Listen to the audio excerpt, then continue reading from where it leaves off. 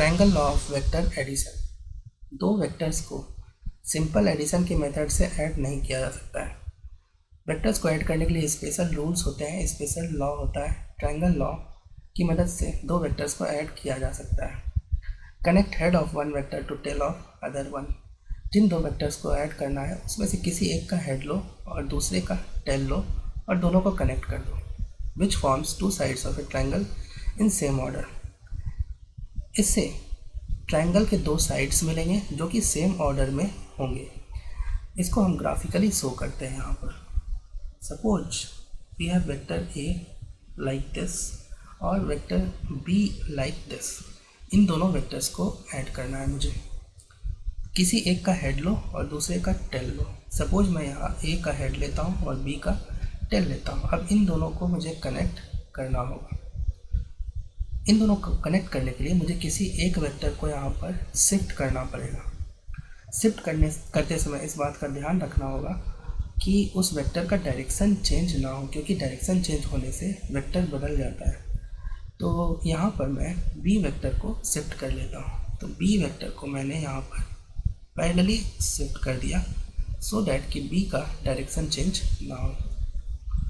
अब देखो तुमको यहाँ पर ट्रायंगल के दो साइड्स दिख रहे होंगे, 1 और 2, जो कि सेम ऑर्डर में होगा।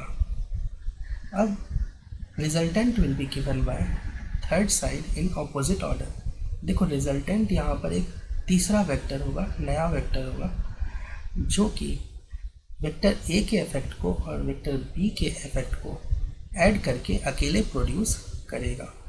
तो रिजल्टेंट वेक्टर कैसे मिलेगा? तो थर्ड साइड से मिलेगा ट्रायंगल के और उसको अपोजिट ऑर्डर में लेना होगा। तो यहाँ पर ट्रायंगल का थर्ड साइड ड्रॉ कर लो। This will give you the resultant vector. इसको मैं बोलूँगा vector A plus vector B. देखो इसका ऑर्डर अपोजिट ऑर्डर होगा, वेक्टर ए और वेक्टर बी के अपोजिट में। कैसे पता करोगे? तो देखो अगर तुम वेक्टर ए प्लस बी के डायरेक्शन के एरो के डायरेक्शन में मूव कर जाओगे तो तुम बी और ए के अपोजिट डायरेक्शन में मूव करोगे। तो ये है triangle law of vector addition. इससे तुम रिजल्टेंट निकाल सकते हो दो वेक्टर का। अब इसका एक छोटा सा एप्लीकेशन देखते हैं कि सपोज एक पार्टिकल है और उस पर दो परपेंडिकुलर डायरेक्शन में फोर्स लग रहा है, एक 3 न्यूटन और दूसरा 4 न्यूटन। और सपोज कि एंगल दोनों वेक्टर्स के बीच में 90 डिग्री का है। अब मुझे रिजल्टेंट बताना है इन दोनों फोर्सेस का, दोनों को ऐड करना है वेक्टर्स को। तो मैं ट्रायंगल लॉ का मदद लूँगा। इसके लिए मुझे किसी एक का हेड लेना होगा और दूसरे का टेल। तो सपोज मैं 3 न्यूटन का हेड लेता हूँ और 4 न्यूटन का टेल लेता हूँ। तो अब तुमको इन दोनों पॉइंट को कनेक्ट करना पड़ेगा। इसके लिए तुमको किसी एक वेक्टर को शिफ्ट करना पड़ेगा।